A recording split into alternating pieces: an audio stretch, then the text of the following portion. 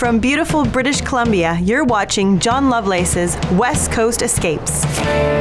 Let's blue sky, let's imagine, let's get a dream of how good things can be. Let's blue sky, let's imagine, let's get a dream of how good things can be.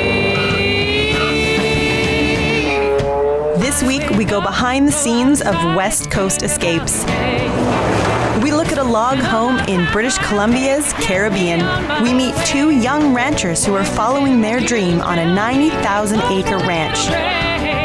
We find a floating home in a protected Pacific inlet, and we show you a bed and breakfast in a 19th century town.